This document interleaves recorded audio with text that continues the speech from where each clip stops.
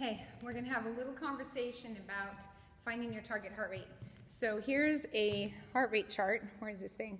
It's just on my phone. Sorry about the reflection.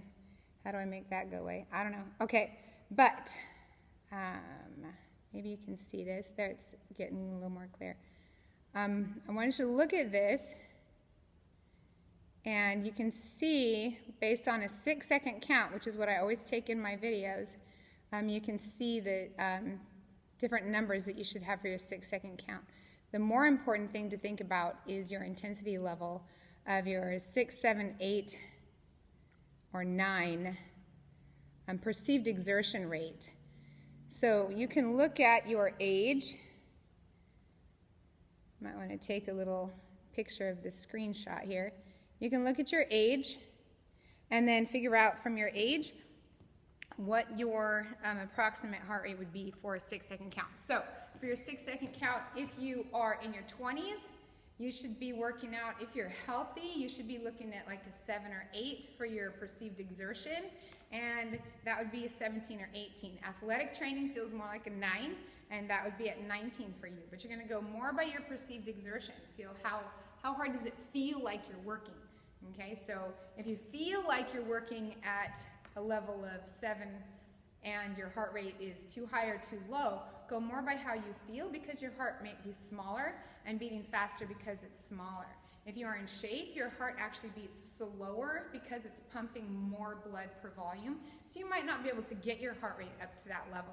Also, if you're taking any beta blockers, that will affect your heart rate and make it slower as well. So if you tried to achieve those numbers, you would have to, it just wouldn't work for you at all. Your heart can't beat that fast when you're on beta blockers. So you want to go more by your perceived exertion and how you feel all the time. So the older you get, the lower that is, because you're going from 220, you're subtracting your age, that's your maximum. Then you take that maximum number and you times it by 60%, 70%, 80%, and 90% to find your target. We always take a 6-second count, so then you just take that 0 off the end and you can see what your numbers should be. So if you're in your 60s, for example, your 7 or 8, or your 70% or 80% should be a heart rate more of 12 or 13 or 120 or 130.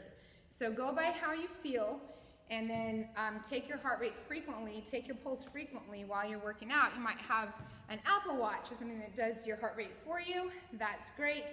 If you don't, then just take your heart rate this way. The best way to do it is right on your wrist.